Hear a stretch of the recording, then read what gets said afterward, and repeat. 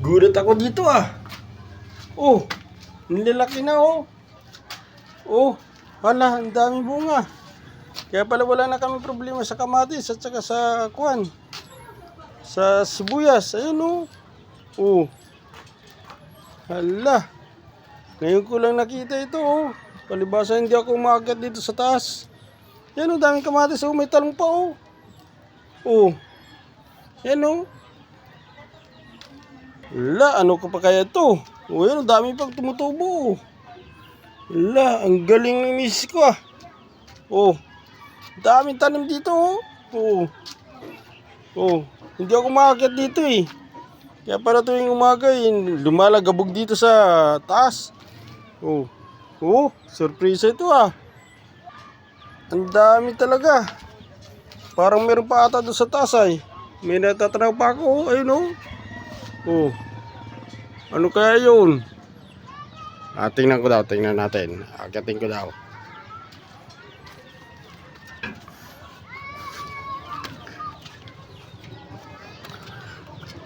Wala. Di, palibasan daw ako makakit dito. Ayun oh, dami pa oh. Oh, oh. Sibuyas pa rin, kaya pala nagbibinta ng sibuyas yung miss ko. Oh, ano pa kaya yun? Parang kamuti ito ah. Oo, oh. Oh, kamuti nga. Kamuti ba ito? Ay hindi, ano kaya ito? Oh, kangkong. Hala. Ang dami na pala ditong pananim.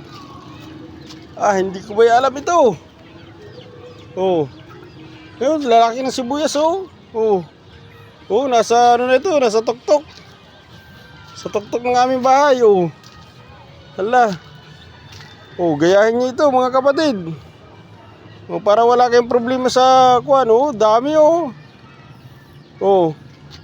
Kaya pala hinahakot niya yung mga ano sa katabi namin kuan, yung magtitinda sa palengke oh.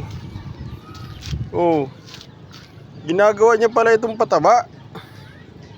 Yan mga kapatid, gayahin niyo na para wala kayong problema sa ano. Oh, wala kayong problema sa pansariling gamit. Yan, nakakapagbinta pa yung si Mrs. Kaya pala nagbibinta ng kwan. Nagbibinta ng sibuyas doon sa kanyang kapatid. Hala, tanlad oh. Oh, ayos talaga. Okay mga kapatid, gayahin nyo. Gayahin nyo ito at para wala kayong problema sa kwan. Oh, maski wala kayong lupa. Oh, ito nasa tuktok ng ano. Islab yung aming bahay. Oh, nakakapagtanim pa rin siya.